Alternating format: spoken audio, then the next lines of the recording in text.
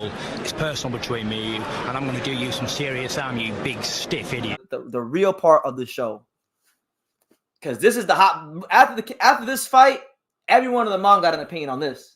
Everyone got an opinion on this. Is Kenshiro a top 10 pound for pound fighter? Now, you guys already know my answer is. My answer is yes, and I'm gonna do my best to make my case and kind of get you guys to see things from my point of view. I respect your point of view, but I'm gonna give you guys my point of view. And if you maybe you agree, maybe you disagree, but it's my point of view, right? Boxing talk, good old boxing talk. Now, I heard everything yesterday when Kenshiro fought. That was crazy. I heard everything from he's not good, he's overrated, to he's the best pound fighter in the world. Because some people they're like, oh, he's good, but he's not an Inoue. And some people, like, he's got Kenshiro, at least on Twitter, in the hardcore boxing community, he has a cult fan base. He's built that cult fan base in the hardcore boxing community where you got people like me who have been staying up all these years to watch him fight. And every time he fights, most of the time, like 95% of the time, he delivers in exciting fashion. So one tweet here is this guy said, Kenshiro is a very good fighter, but please, let's put the pound for pound to rest. The performances and the resume don't reflect anything pound for pound worthy, which I couldn't disagree with more. He's been at the world championship level as long as many people on the pound for pound list currently. He's been he won his first world title in 2017, which was 7 years ago. Right. And he has now, and I'll get to that later on, 12 career world title defenses, which is top 5 most in the sport of boxing. And when he got his big signature fight against another Japanese fighter in Kawaguchi, he beat the freaking brakes off him and wasn't a competitive fight. So I'm gonna disagree with that guy right there. And look, this one I'm telling you, there was no happy medium. It was either he's not a pound for pound fighter or he's the GOAT. It's either one black and white. It's one or the other. There ain't no in betweens. Right. But look, I'll add this to my case right here. That's now 9 top 10 wins for Kenshiro in one of the strongest divisions in the sport. Is your favorite fighter doing that? And my thing is this: not only is it 9 straight top 10 wins for Kenshiro Teraji in the division, but it's his 15th consecutive world title fight. How many of your favorite fighters have even been in 15 world title fights in a row at that level? And yesterday was no different. Yesterday was absolutely no different. Look, and again, to refresh your memory, if you forgot, if you've got selective hearing, if you got amnesia, this when he fought Kawaguchi, he dominated a guy that was one of the top 20 pound for pound fighters in the world. And at that time, Kawaguchi, some people thought that was looked at as a pick'em fight. Yeah, a lot of people thought Kawaguchi was going to do the business. Even me, I thought Kawaguchi had it in him to do the business against Kenshiro, but Kenshiro made him look average, and he's not average at all. He was a lineal light flyweight champion. He's now already ranked top 3 or 4 in the rankings at the next weight class, flyweight. Yeah. He may be champion again at another weight class. Kenshiro beat him with the straight right hand, the jab, the feints. It was one of the best performances in any big fight of 2022. So I have to continue to bring up the Kawaguchi fight because most boxing fans are like, what have you done lately for me? I have a long memory, right? And I'm going to show you guys this list because I created this list. I literally, after Kenshiro defeated Hecky Butler, I started thinking to myself because I was like, man, he's been champion for a long time. I know he's defended the belt a lot of times. So I wanted to know, like, amongst all the fighters in boxing, like all the world title defenses in their career, like where does it rank? Because I knew he was pretty up there. Yeah. So I literally spent 2 hours. I went to every fighter's career and I was counting how many world title defenses they had. Yeah. Now this list is from the after the Hecky Butler fight. So some of these guys on the list have fought since then. Like Inoue just fought, right? So Inoue's actually tied now. Inoue is at 16. He's tied with Ioka for the most in boxing. Wow. Like Canelo's fought since I made this list. He's at 15 now. So Canelo tied Crawford. And then Kenshiro, after that Hecky Butler fight, had 11 career world title defenses. He won yesterday, so now he has 12 career world title defenses. And look at the names that he's up there with. I know. He's 1 career world title defense behind Roman Gonzalez. And what is Roman Gonzalez? Roman Gonzalez is a Hall of Famer. He's a first ballot Hall of Famer. He's an all-time great. He's a living legend. And look, he's above guys like Gal Estrada, these people like that love Deontay Wilder. He's above the beloved Deontay Wilder. He's above guys like Navarrete and these kind of guys. So consistency, longevity, you know, a reign of dominance for not just 1 year, not just 2 years, not just 3 years, but we're talking about 7 years now. And look, in life and in boxing, you don't just judge guys on what they do when they're winning. You judge guys on what they do when they lose and they have a setback. He got knocked the hell out. Yeah. Even when I interviewed him, he said, "I thought I was gonna retire from boxing." Yeah. And look, since that fight, he's went on a rampage. He's been knocking everything out. And the one time he doesn't knock someone out, you know, now they want to say he's not that good and this, that, and the third, right? Like, what am I missing? What am I missing? Please tell me what am I missing with Kenshiro? Because let's review. Just let's look at his career in the vacuum. He gets knocked out in September of 2021 against Yabuki. All right. He was a big favorite over Yabuki. A lot of people thought that he was going to get knocked out again in the rematch. Not only did it not happen in the rematch, he packed him the hell up in 3 rounds. Wow. So that's kind of like what Lennox Lewis used to do. Lennox Lewis got knocked out by Hasim Rahman, came back in a rematch, knocked him out. You know, same type of thing. Then after that, he knocks out one of the best fighters in the weight class, the lineal champion, undefeated, his fellow countryman in a big fight in Japan on ESPN. Does everything. Beats the hell out of Kaiguchi. Then he was supposed to fight Jonathan Boma Gonzalez, but he doesn't. So, you know, Anthony Olas Kuwaga, and shout out to him. Anthony Olas Kuwaga was actually supposed to be on this live and do an interview with me, but some things came up. Yeah. So he'll be on. We'll be doing a live interview either tomorrow or another point during the week. But look, Olas Kuwaga was a guy where there was some familiarity there. They had sparred in LA in 2022. He was 5-0 in camp with a guy like Junto Nakatani all the time, getting that good work. Was hungry to win, and he pushed Kenshiro. But even in that fight, you put a little pressure on him, it made a diamond. He got stopped.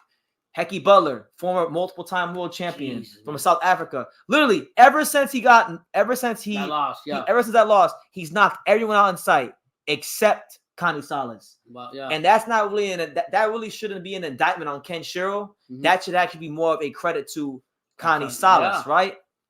You got anything you want to add to that, Pops? Yeah, man. I mean, when I tell you what, when I see Connie Salas come out, I told Brendan, man, my boy might be in trouble tonight, man, because and you gotta give credit to like you said, give credit to Connie Salas for what he brought to the table and how he made the fight. And Connie Salas, like y'all, like people are acting like people are really exposing themselves because Connie Salas isn't no regular fighter. This guy was a WBA champion. I was gonna say that. This guy's experienced, and truth be told, you know, I just think people overreact sometimes. They do overreact. They don't put things in perspective like we're doing right now. Look, ever since he got knocked out, he's knocked everybody out. So you can't just overreact. That's how you know crazy comments. That's how you know, like when like the real great fighters in boxing, when they get knocked the hell out, what they do after that really shows you how great they are. Like that's why we could look at a guy like Manny Pacquiao, right? Manny Pacquiao isn't just great because he's an 8th division lineal champion or 8th division champion or whatever. He's not great because because the fighters he beat, but he's great because that when he did suffer setbacks against Eric Morales and Marquez and these kind of guys, he was able to come back and still beat the highest level opposition in the sport, right? So that's why he's looked at as an all-time great. And so I'm not saying that Kenshiro is Manny Pacquiao, but in a sense, just like Lennox Lewis, just like Manny Pacquiao and some of the great fighters yesteryear, he's been able to, since the only setback of his career, beat the shit out of almost everyone. And the one guy he didn't, you know, was a former champion who deserved to be at that level with him. Now, look, as far as him being a pound fighter, look, we'll use the Ring magazine, and the question is he top 10 pound for pound? So the question's got to be, does Kenshiro deserve to be above anybody on this list? So I'll tell you guys this, just to be fair, he's not going to be above Terrence Crawford. He's not going to be above Inoue. He's not going to be above Usyk. He's not going to be above even Canelo, even though I like him a lot more than Canelo. He's not going to be above Better BF, nor is he going to be above Bivol. But I'm going to tell you straight like this. Once you get past Bivol and you get from 7 to 10, I put him above everyone from 7 to 10. Everyone, you know, except maybe no, we can't do that. We can't do that. Maybe Teofimo may have an argument. Maybe Teofimo, but like, look, Devin Haney. I like Devin Haney. I think Devin Haney's a fantastic fighter. I think Devin Haney's on the right track. Right. But Devin Haney has not beaten the caliber of fighters, nor has he had the longevity in his career of being at the championship level for 7 years like Kenshiro. So I can't put Devin Haney above Kenshiro. He never fought a fighter in any of his weight classes that was the caliber of a Kayaguchi and dominated him like that. I'm still waiting for Devin to get that fight so he can ultimately show us what he can do, but he just hasn't gotten it. Maybe it is his fault, maybe it isn't, but he hasn't gotten that fight yet. But he has a lot of accomplishments. Maybe he can be on the lower part of the pound list, but our class can't show up Devin. Now, Earl Spence Jr. Oh, I knew that was coming. First of all, let's establish one thing before we even get into Kenshiro versus Earl Spence. Earl Spence Jr. shouldn't even be on the pound list. Earl Spence has not done anything pound worthy for years now. Yeah. He shouldn't be on the damn list. And it's not just Kenshiro who I will put above him. There's guys the other weight classes on the list I'll put above Earl. So, and look, he just got beat the hell up by Terrence Crawford. And he hasn't come back yet to show, how does he respond to a knockout loss? Like he hasn't attempted yet what Kenshiro's already proven 4 times over, which is, coming back from a loss and being high-level opposition in dominant fashion, right? So I'll put Kenshiro above him too. As far as Gervonta Davis, I like Tank. I think Tank is great for boxing. At the selling tickets and everything, right? But we know the MO. They don't want to put Tank in there with certain fighters like the other names on the pound, like the TOs and the Devins and the Shakurs, because they feel like they can keep the money in house, keep the fights in house, and those are risky fights. So Tank is almost 30 years old.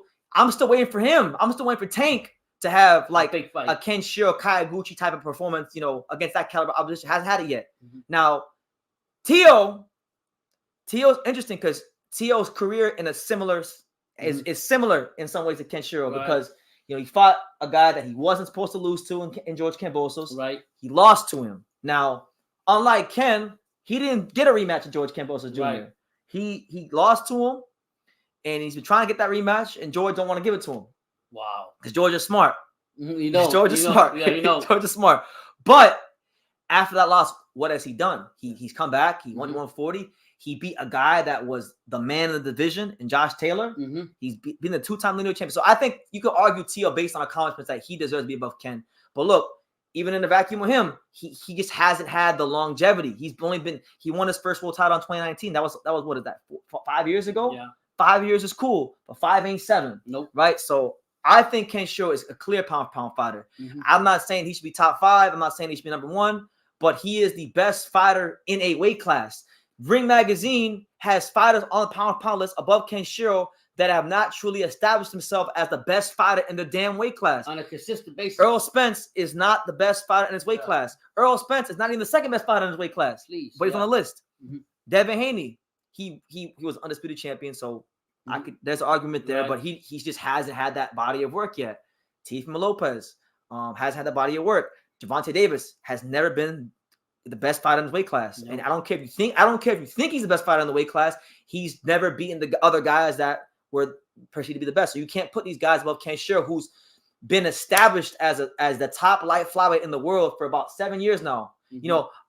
Apart from like a 2 or 3 month span where Yabuki had the belt, everyone's known for about 7 years that the best fighter at 108 pounds, the man to beat, is that little Japanese boy from Kyoto, Kenshiro. So is he a pound fighter?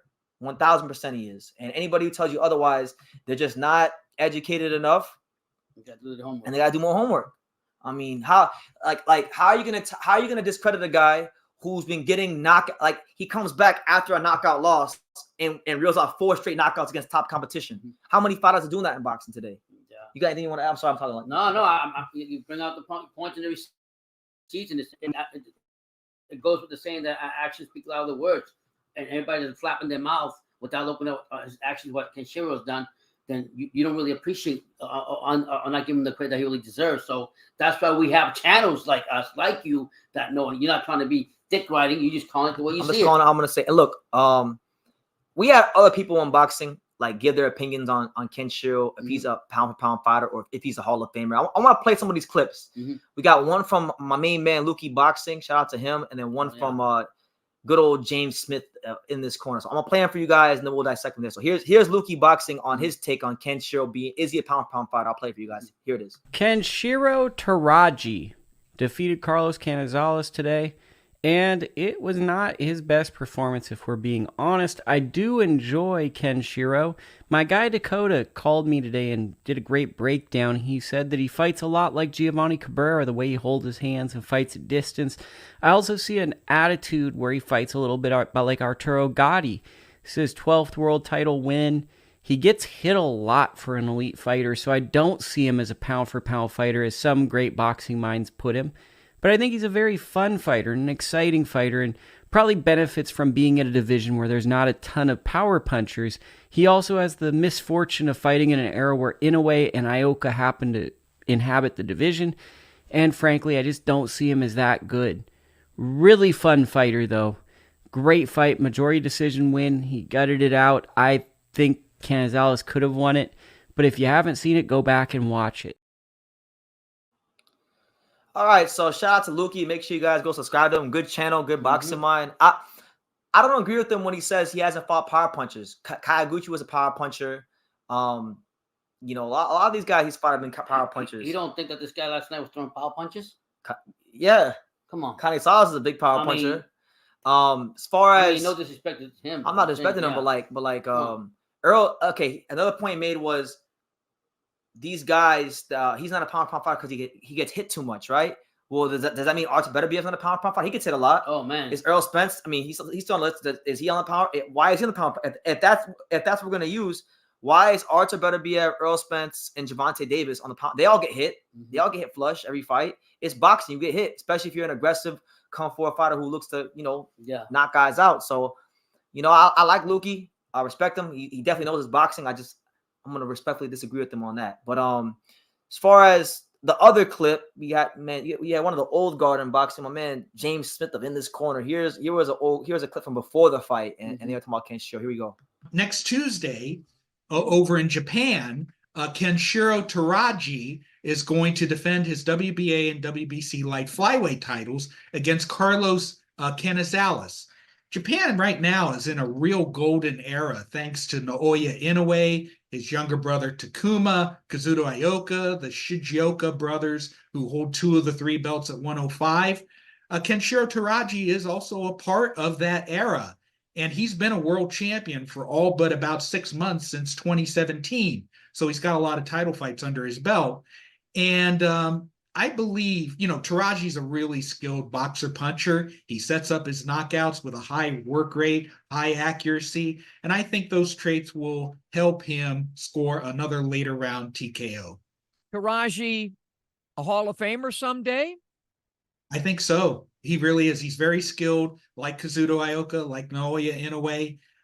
He's got a very good record of long-term dominance over his division. And that's a big factor for me as far as who to vote for the Hall of Fame. Wow. So there you have it. You know what? I'm not gonna argue, guys, no more. You know what? There's no argument. He doesn't need to be on the pound list because every time he fights with the body of work he has and the performances he has, it's beyond pound for pound.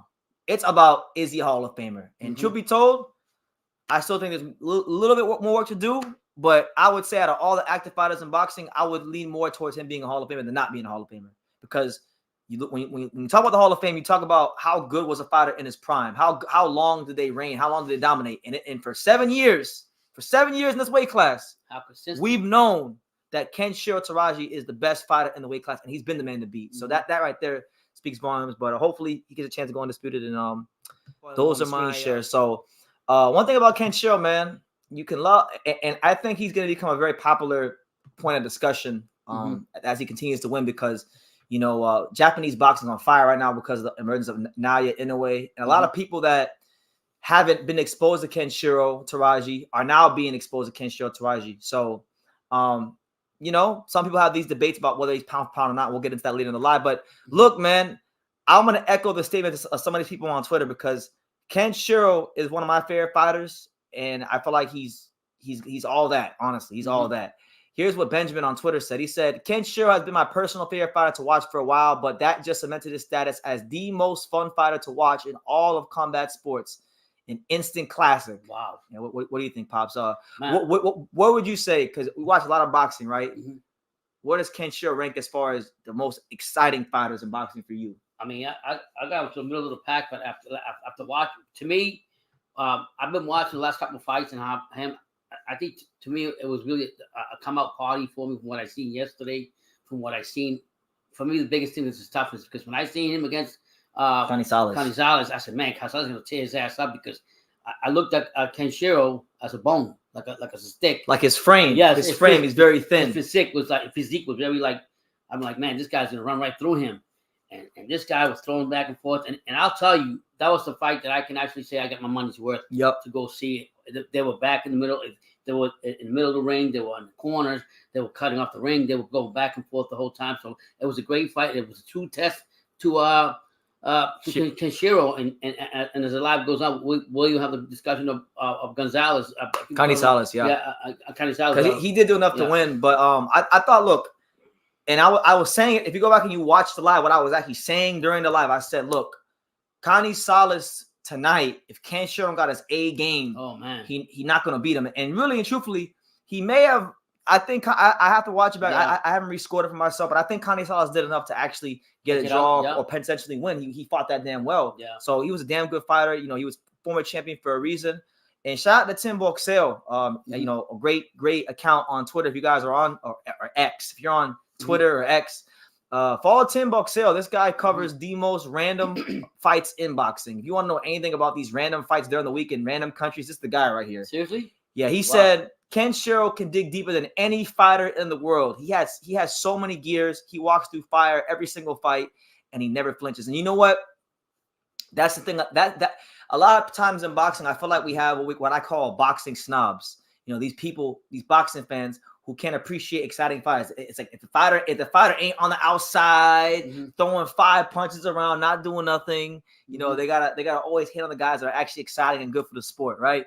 But Kenshiro has shown in his career when shit gets hot in that ring, whether it be against Anthony Olascuaga, whether it be against, in this case, Canizales, Heki Butler, Hiroto Kayaguchi, you name it, he finds a way.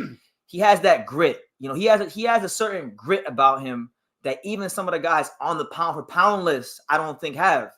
And of course, you don't want to overuse and overtest that grit because, you know, as we've seen earlier in his career, he fought Masamichi Ibuki, got stopped. But he wound up having that kind of grit, having that special toughness inside of him to avenge the loss. He got stopped, and then he came back in the rematch, stopped him in 2 rounds. Yeah, avenge the loss. I know after this fight, he was just saying that he was just glad and thankful that he got through it. That he got through it. He could carry those belts back with him because I'm willing to bet that as the fight was going on, he was saying, man, what do I have to do to get this guy out, you know? And it didn't happen, but he was just happy to have those 2 belts and say, I survived this. I'm going to learn from this. It was such a mentally taxing fight. I never seen Kenshiro have to make so many adjustments in the fight because normally when you talk about Kenshiro and his style and his approach and the way he fights, he's normally, you know, he's a guy that he's comfortable from the outside, you know, working behind a stiff jab, setting up that beautiful steak knife sharp right hand. He may have, you guys know my favorite punch in boxing is a straight right hand. And out of all the great straight right hands in boxing, there's many guys with great straight right hands in boxing. Guys like, you know, I think Terrence Crawford got a great straight right hand. Philip Hergovich got a great straight right hand. Roman Gonzalez got a great straight right hand. But out of all the fighters in boxing, the man who, I mean, Better Biev as well got an amazing straight right hand. But I think there's a legitimate argument to be had and be made that the best and most sharp straight right hand in the whole sport, in any weight class, it might belong to the Amazing Boy. Man, the crazy part, he's got power with that. Like you don't look like he got power. No, that's what I was saying. Because you know, I seen Kenshiro in real life, and I'm not a big guy. Yeah, Kenshiro is smaller than me by you know a good amount. Yeah. And I'm sitting there looking at him. I remember when I seen him because I remember when we went to the gym, we interviewed him. Right. I remember I saw him from the distance walking to the gym. I said, "That's it." Like you watch him on TV and you don't. I don't think he's gonna be this big guy. Yeah. But then when you see him, it's like he's even smaller than you thought he'd be. And I was like, wow. And he's getting knockouts at this size, right? Jesus. Yeah. And so a lot of it, Kenshiro is great because he looks like one of these K-pop stars, like BTS. Like there's a little boy band. Yeah. That they got the same hairstyle as Ken. Their skin's nice and moisturized. Right. He looked like he part of BTS, one of them K-pop bands. But then he gets in the ring and he starts cooking that straight right hand. And it's over for you, right? So I would actually agree with Tim Boxell. I don't really see many fighters in boxing in any weight class that can dig as deep as Kenshiro when things really get hot in that ring. So he remains to me one of boxing's real consistent performers, you know, and that's what it is. So I just wanted to kind of set the stage there, you know, wanted to set the stage there for Kenshiro and really kind of just give him his flowers as one of the toughest fighters in boxing, one of the most skilled fighters in boxing. And obviously we'll get into Connie Salas, but let's get into some of these comments, man. I know we got 6 comments here. We got Michael Manning, one of my favorite people in this whole boxing community. He said, "We ain't here, champ. He's gonna need a little time off after that war." Yeah, like he's been in a couple wars recently, like the Anthony Orlas Kuaga fight. That took a lot out of him, you know. And in fact, when I interviewed Ken, he said, he was on record. He said, "Look, at that moment in time when I interviewed him, he said that's his toughest fight to date. Wow. That took the most out of him." Now I probably think this fight probably would say took the most out of him. But yeah, he did his thing. And he said that was a great live and a great fight. Yeah, absolutely. And then let me see. He says he definitely holds it down with the best walkout song. He has that. Yes, it's like I don't know the name of that song, but it's the little rock song he walks out to. He got the jacket, that real flashy jacket. My dad, that whole jacket is what my dad calls him, the white shark, because he looks like a shark. Yeah, right. Is that what you call? Yeah. Yep, exactly. So yeah. My man says, "What do you think of Twitter users saying that Seigo Okui won?" I mean, look, everybody has their opinion. I've already made mine very known about what I think about that fight. I thought that Delakian got screwed, and I'm no Delakian fanboy. Like I've never made a video about him until yesterday. Like, and I thought he won and won clearly. But again, boxing politics is everywhere. It ain't just in the USA or England. No countries above boxing politics and doing what they feel is best for their own pockets, right? So I'll leave it at that. I already said what I kind of needed to say. But shout out to you. Shout out to Michael Manning, and shout out to the drunk Irishman in the building. Good to see you. Thank you for watching another video on the untouchable True School Sports Empire. For more great boxing content just like this video, click right here and make sure you subscribe. Much love from sunny South Florida.